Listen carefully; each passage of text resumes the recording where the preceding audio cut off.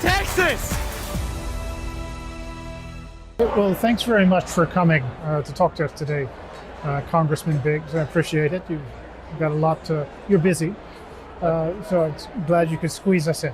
Grant, I'm glad to be with you. All right, well, thank you. Well, what I'd like to just focus on is Asian security, and get your input on a few things. The first thing, sir, is I noticed that you sponsored a resolution saying that the PRC, China, is the greatest foreign threat to U.S. peace, security, and stability. And this actually ties in with what Admiral Studeman, the head of intelligence at Indo-PACOM, said just the other day when he was giving a pretty blood-curdling assessment of Chinese capabilities. So could you tell us, or tell our listeners, what you had in mind with the resolution? How do you see things, sir, in Asia? I look at everything from cybersecurity as a huge issue. I look at the deep water Navy that they've put together. I look at rocket telemetry that they now exceed us in my opinion. Yeah. I look at the fact that they have satellites, the fact that they've moved to Mars. All of that comes together, a massive army, and then they're stealing our technology as well. So economic, basically adversaries, military adversaries, the bellicosity that has come in the last 6 months, I think, since Trump left. I think Trump actually, he was the cowboy they couldn't understand what he might do and what he might not do. But there's certain bellicosity that's come up, including talks now about Taiwan again. The South China Sea, which I've been looking at for probably 25 years, and there are persons there. So when I see that, I don't see any other nation in the world that has been consistently pushing the envelope regionally and ultimately internationally, and that's what I meant by the resolution. Yeah, it's I think as bad as you say it is, sir. I think in 1989, after Tiananmen Square massacre, the Chinese Communist Party leadership gave the orders to the PLA, the military, figure out how to defeat a country that has aircraft carriers, which is, it's a very short list of them. That's right. And it was talking about us. What do you think we should do? You know, because there's, I would note, sir, that the U.S. hasn't always been aligned on what it should do, and you also have, say, our financial community, our business communities, which seem to advocate a soft approach on China. And so I think the first thing we have to do, in my opinion, is we've got to control cybersecurity. That is huge because we can get wiped out very easily with cybersecurity. I think that we also have to play. I'm not a big multilateral institution fan. They've not really taken our side. The WTO has not been good to us vis-a-vis China, for instance. The international environmental courts have not been good to us vis-a-vis China as well. But I do think that there is a way to balance against China and ultimately Russia. I don't think we should antagonize Russia necessarily, but I look at India as a place that we align ourselves with that has a natural antipathy with cross-border disputes with China on a regular basis. I look at Vietnam, who has had cross-border disputes with China, and I look at that tremendous arc that goes from Northeast Asia to Japan, South Korea, Taiwan, all the way through. Has twice as many people as China, has a GDP that's actually bigger than China. And if you can bring stability in those regions, you can actually balance against China.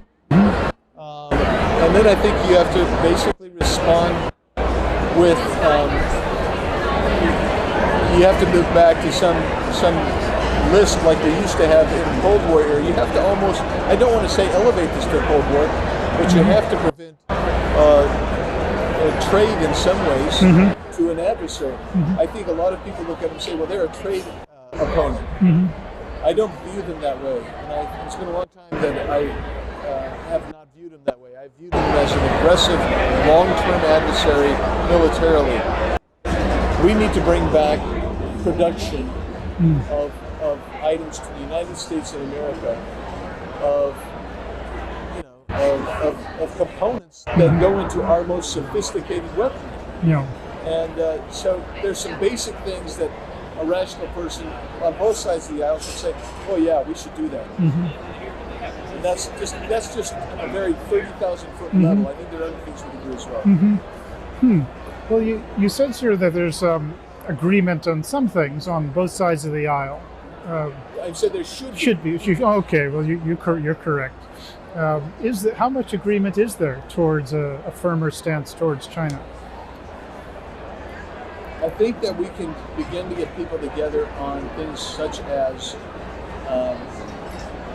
cybersecurity. I think because everybody recognizes cybersecurity as an immediate threat, because it can shut down an entire economy. It could shut down our weapons systems as well. So I think that's one of those areas where we can get some accord across the aisle. From there, you're going to have to nibble a little bit. But I do think that I'm still a big believer that into balancing, and we need to reach out and see where we can align ourselves with some of these nations. I think there's a good move to bring Australia, New Zealand back in closer to us. I think that's important. I think we should try to get the Philippines closer to us. I think this is ridiculous. The Belt and Road path China is doing. I mean, the prime example is Sri Lanka. China finances this tremendous harbor. Sri Lanka can't pay it back. China now basically controls the harbor, and as a result, they control much of what happens in Sri Lanka. What about Japan, sir? I think you know Japan pretty well. What kind of a role does it have to play in sort of stabilizing sort of the free world in Asia?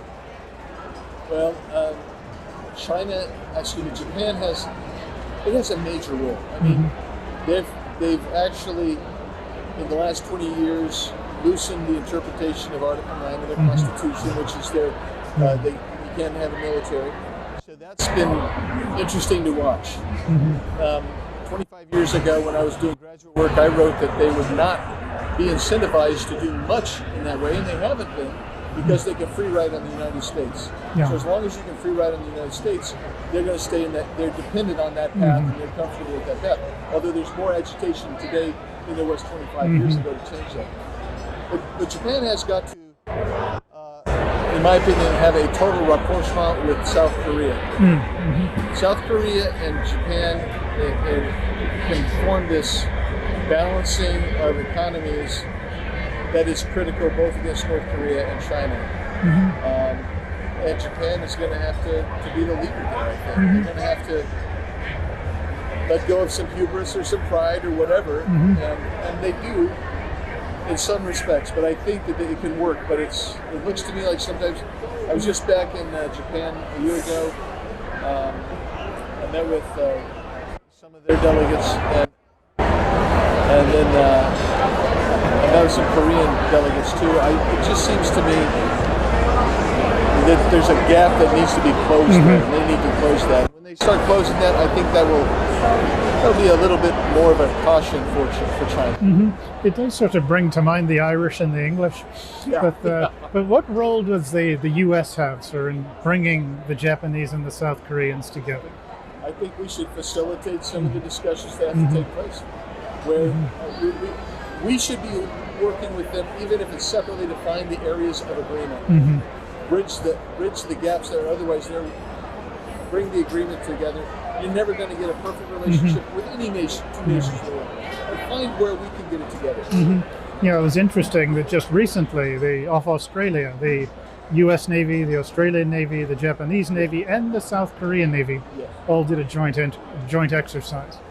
So there is room for progress. It's, of course, the English and the Irish, but that said, sometimes you have to, you don't want to wait until it is so late that it's rushed, it's incomplete, and it takes so long to recover what should have been done preliminarily. And that's when I get back to talking about what people like Winston Churchill were saying as early as 31, 32, and he was ignored largely. I get it. The British at that time wanted to, they were pacifistic. They didn't want to rearm. But Churchill said, well, we got to at least maintain some superiority here. And then when it became almost too late, they had to absorb a lot of punishment for failure to plan and take care of those things when they could more easily and more cheaply. I would say that may be where we are. So one last question, sir. You'd mentioned the administration, that it discombobulated China. And I've probably been watching it 40 years or so, and you probably got the same. And this was the first administration that I can think of that actually did the right thing when it came to a China policy. You know, give Matt Pottinger and Dave Stilwell a lot of credit for this. And how is this administration doing? And what would you like to see? Or see continued or done differently? So what this administration has done on virtually every international and domestic policy is quite frankly, unplugged the Trump era policies. And so I guess I was so pleased by what was happening with China under President Trump. So I would say, first thing, I think you got to start leveraging again, whether it's sanctions, whether it's trade policy, whether it's the cybersecurity issues that you're going to, you know, if we've got companies that are facilitating their cybersecurity attacks on us, which I do believe we do have, we're going to have to prosecute them. I think you have to incentivize bringing companies back. You've seen the move China's making right now with regard to grabbing onto these corporations and trying to steer profits, etc., and keep them there, you know, put a stranglehold on them. We need to incentivize to bring them home, particularly components in military and other vital components that they're producing over there. We need to bring those back here. I think what Trump did, he was the cowboy. And he was the guy that was actually, with his advisors, they were punishing China for their misdeeds. And I think there's another leverage there that's sitting out there that we don't take advantage of. China has they have a real estate bubble that is huge. They still have, I mean, I thought this was gone, but I was just reading recently that you still have massive high-rises that are sitting totally vacant. You have essentially shopping malls that are totally vacant. They've overbuilt tremendously. That should work to our advantage. The other thing I'd say is we got to quit giving them our sovereign debt. That's too much leverage point for an enemy. And when I say enemy, I'm talking about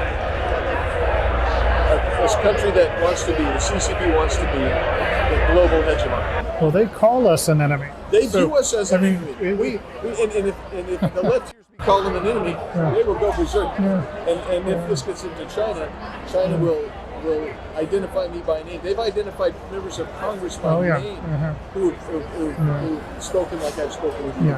Well, they've been very clear. We just choose not to believe them. That's right. But I'm not being funny about it. Well, you'd know just as well as I that they must think we're very clever and have something up our sleeve that we're going to. But I appreciate you taking the time, sir, very much. Thank you.